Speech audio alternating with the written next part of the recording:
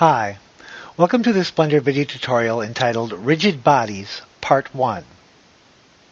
In the Physics Editor in the Right Property panel, Blender provides modelers with a number of different physics systems designed to simulate real-world physical phenomena. One of these is called rigid body. Rigid body physics, also called rigid body dynamics, allows Blender mesh objects to react to external forces, for instance gravity or wind. And it allows Blender mesh objects to react in a real-world fashion to collisions with other rigid body objects. To demonstrate rigid body dynamics, I placed in my scene a flat plane object. Above the plane, along the z-axis, I've placed a cube object. There are a number of ways to invoke rigid body dynamics. The easiest, I think, is to go to the Scene Editor located in the Right Properties panel. Located here is a panel named Rigid Body World. Pressing the Add Rigid Body World button will add rigid body dynamics to the whole scene. Note that once rigid body dynamics is added to the whole scene, a number of new panels appear in the Scene Editor: Rigid Body Cache and Rigid Body Field Weights. These two panels contain global controls that affect the entire scene world of rigid body dynamics. Also notice that a new panel has appeared in the left Tools panel named Rigid Body Tools. This panel provides a convenient access to assigning objects or removing objects as part of the scene's rigid body world. With the Blender scene's rigid body world invoked, I will select the cube object and in the left tool panel press the Add Active button. This adds the cube object to the rigid body world and makes it an active object. That is, the object will now react to external forces and to collisions with other rigid body objects. When an object is assigned as an active object in the rigid body world, another set of control panels appears in the Physics Rigid Body panel on the right. With the cube object selected, I will go to the Physics Editor. Now the cube object has a panel here checked Rigid Body, and the object is listed as active. There are two additional panels below named Rigid Body Collisions and Rigid Body Dynamics. All three of these panels contain controls that affect the cube object only. I'll select the plane object. In the tool panel on the left, I'll press the Add Passive button. This will add the plane object to the scene's rigid body world, but designates it as a passive element. That is, the plane object will not react to external forces or collisions with other rigid body objects, but because it is part of the scene's rigid body world, other active rigid body objects will react to it upon collision.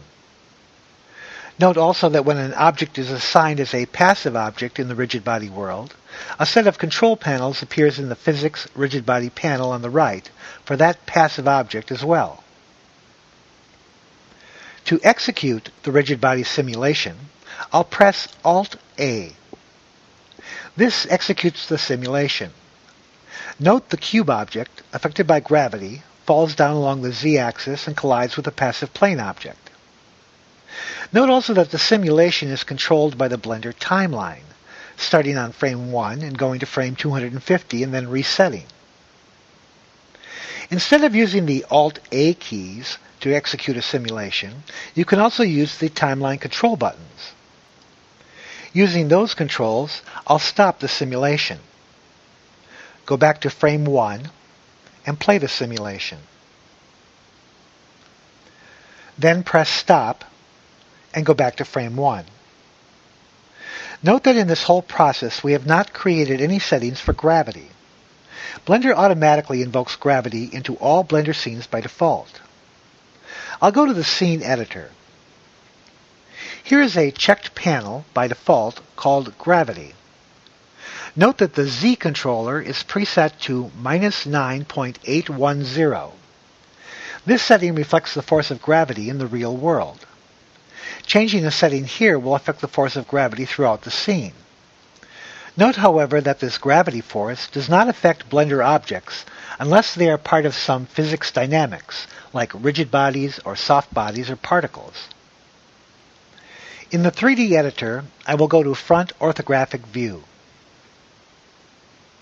I'll select the cube object and press Shift-D and move the duplicated object up along the Z-axis.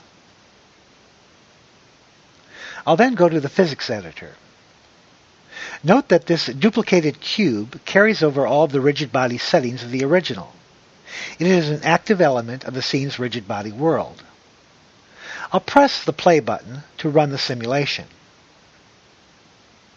The two active rigid bodies fall down along the Z-axis as they are affected by gravity. The lower cube collides with the passive plane rigid body object and stops. The upper cube collides with the lower cube and stops. I'll reset the simulation.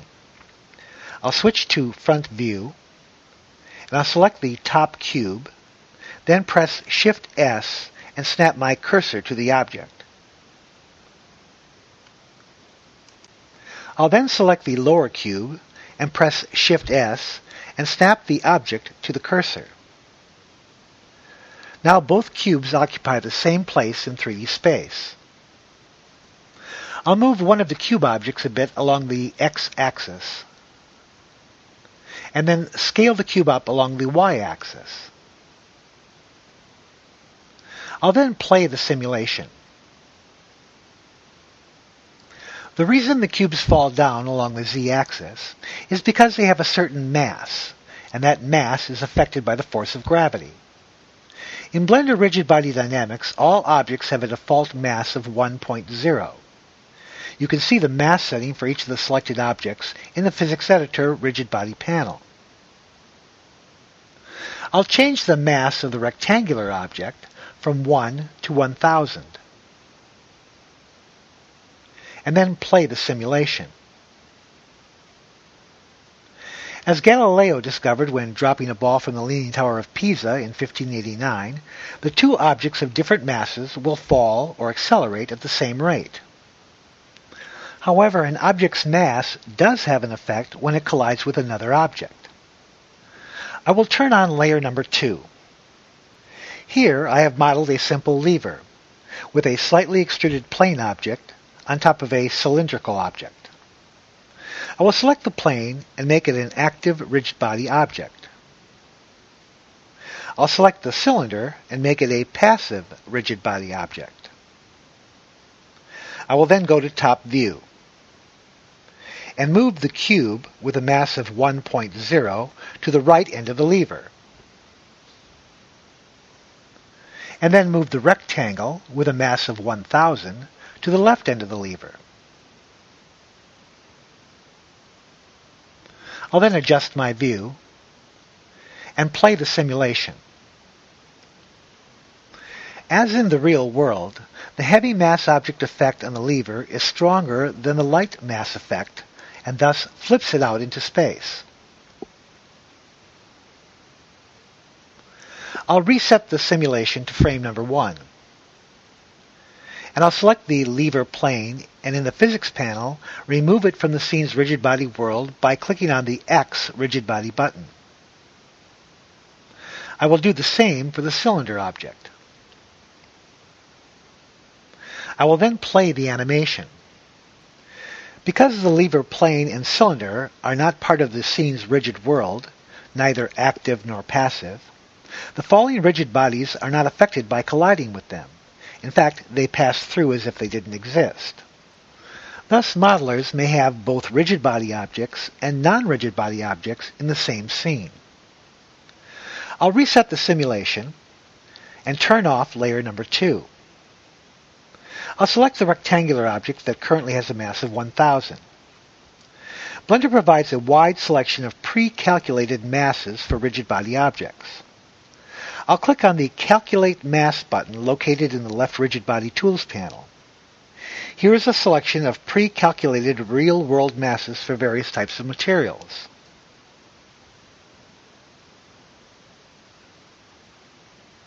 I'll select these two objects and delete them. I'll then switch to top view.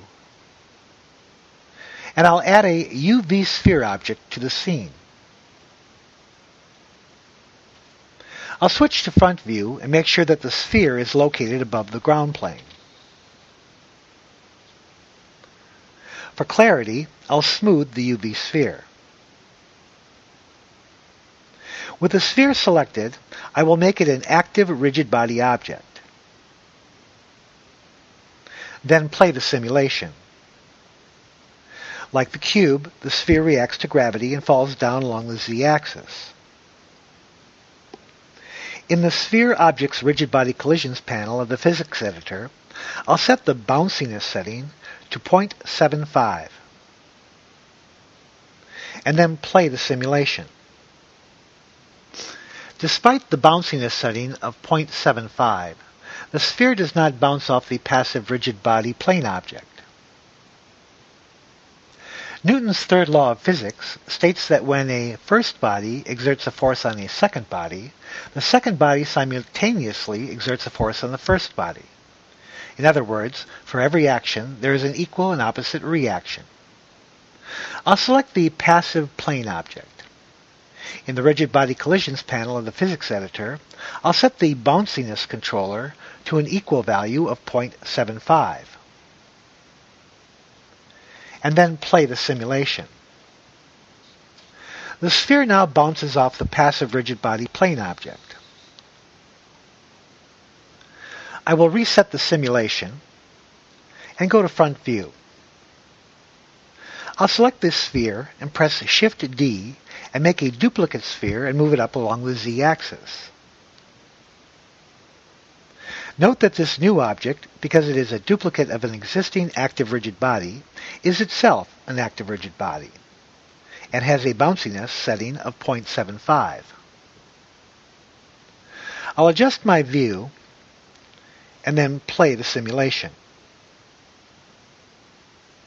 The spheres react to gravity, react to the bounciness of the passive plane, and react to each other.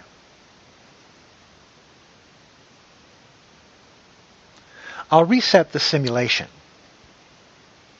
I'll then turn on layer number 3.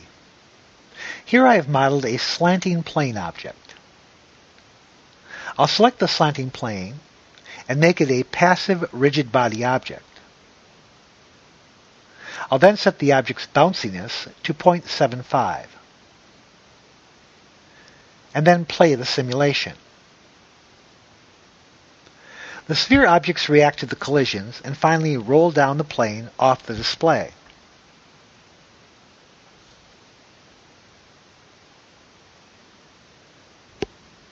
I'll reset the simulation. I'll select the slanted plane object and remove it from the scene's rigid body world by clicking on the X rigid body button in the Physics Editor. I'll then turn off layer number 3 and turn on layer number 4. Here I have modeled a slanting open box type object. I'll select the box and make it a passive rigid body. I'll set the bounciness to 0.75. I'll then play the simulation. Note that the spheres are now contained within the slanted box.